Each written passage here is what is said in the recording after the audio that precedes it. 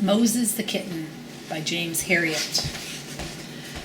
There have been times in the winter when I have regretted being a vet, and this looked like one of them.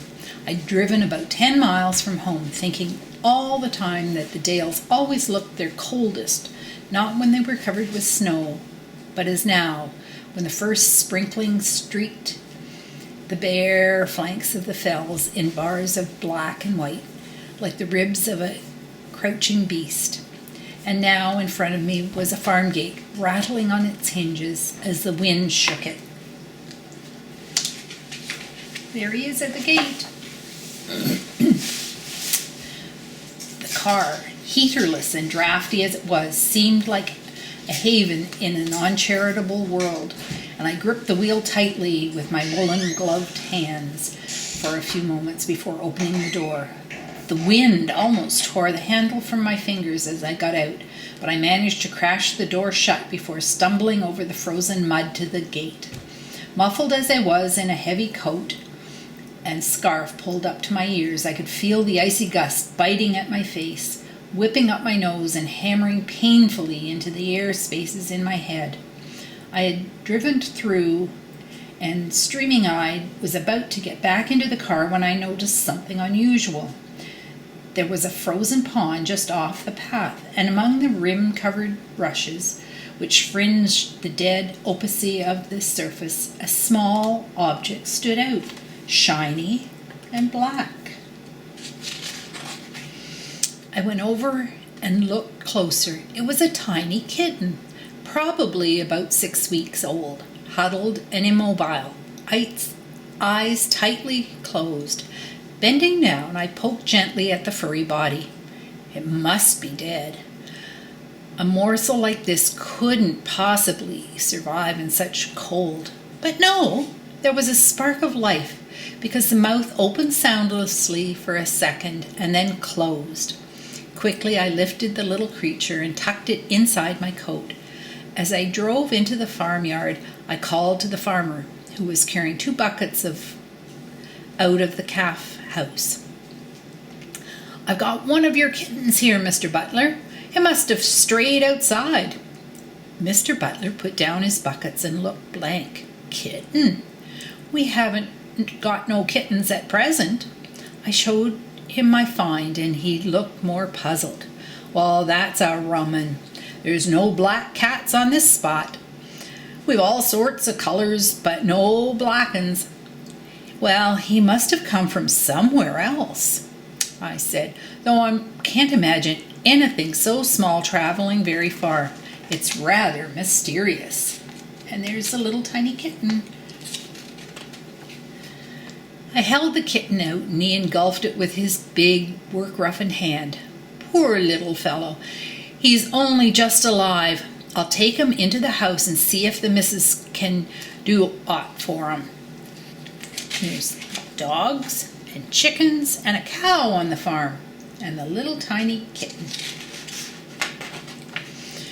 In the farm kitchen, Mrs. Butler was all concern. "Oh, what a shame!" She smoothed back the bedraggled hair with one finger. "And it's got such a pretty face." She looked up at me. "What is it, anyway, a him or a her?" I took a quick look behind the hind legs. "It's a tom." "Right," she said.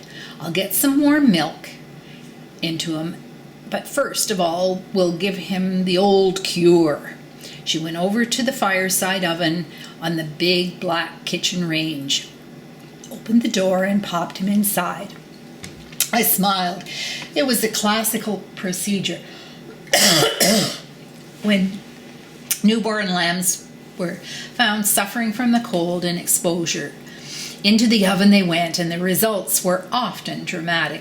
Mrs. Butler left the door partly open, and I could see the little black figure inside.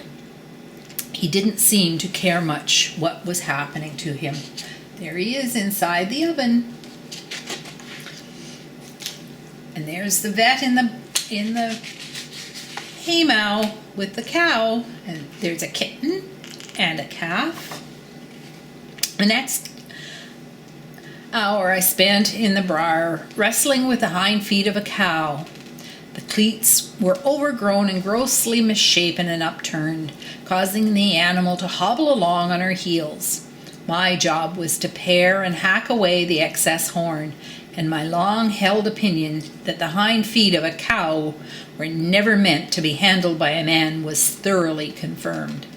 We had a rope round the hock and the leg pulled up over the beam in the high roof, but the leg still pistoned back and forth while I hung on till my teeth rattled. By the time I had finished, the sweat was running into my eyes and I had quite forgotten the cold day outside. Still, I thought as I eased the kinks from my spine when I had finished, there were compensations. There was a satisfaction in the sight of the cow still standing comfortably on two almost normal-looking feet. "Well, that's something like," Mr. Butler grunted. "Come in the house and wash your hands." In the kitchen, as I bent over the brown earthenware sink, I kept glancing across at the oven. Mrs. Butler laughed. "Oh, he's still with us. Come and have a look." It was difficult to see the kitten in the dark interior, but when I spotted him, I put out my hand and touched him, and he turned his head toward me. "He's coming round," I said. "That hour in there has worked wonders." "Doesn't often fail," the farmer's wife lifted him out. "I think he's a little toughened." She began to spoon warm milk into the tiny mouth.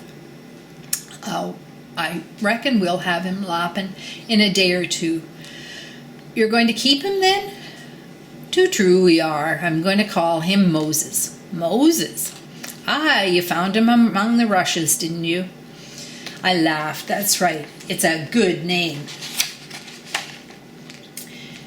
I was on the Butler farm about a fortnight or 2 weeks later, and I kept looking around for Moses. Farmers rarely have their cats indoors, and I thought if the black kitten had survived, he would have joined the feline colony around the buildings. Farm cats have a pretty good time. They may not be petted or cosseted, but it has always seemed to me that they lead a free and natural life. They are expected to catch mice, but if they are not so inclined, there is abundant food at hand. Bowls of milk here and there, and dogs' dishes to be raided if anything interesting is left over. I'd seen plenty of cats around today, some flitting nervously away, others friendly and purring. There was a tabby lopping gracefully across the cobbles, and a big tortoiseshell was curled on a bed of straw at the warm end of the briar. Cats are connoisseurs of comfort. When Mr. Butler went to fetch some hot water, I had a quick look in the bullock house, and a white Tom regarded me placidly from between the bars of the hay rack, where he had been taking a siesta, but there was no sign of Moses. I finished drying my arms and was about to make a casual reference to the kitten when Mr. Butler handed me my jacket. "Come round here with me if you've got a minute," he said. "I've got something to show you."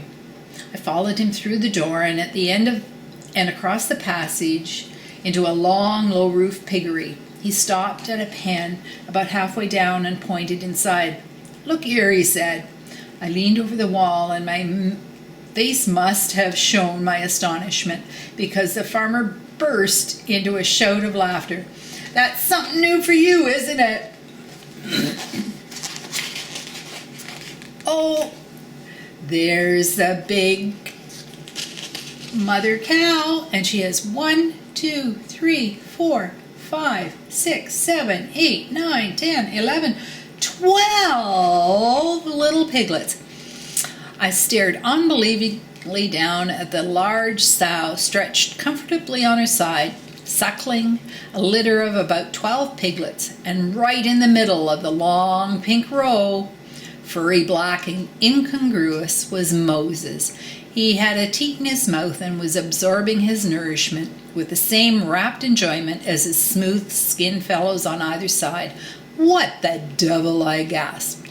Mr. Butler was still laughing. "I thought you'd never seen anything like that before." "I never have," and he rode. But how did it happen? I still couldn't drag my eyes away. It was the missus' idea, he replied.